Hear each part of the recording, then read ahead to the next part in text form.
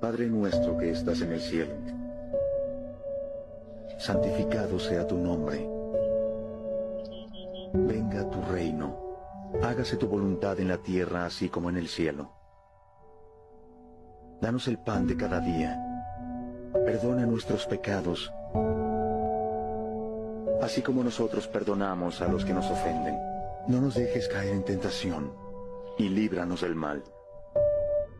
Pidan, y Dios les dará. Busquen, y encontrarán. Llamen a la puerta, y se les abrirá.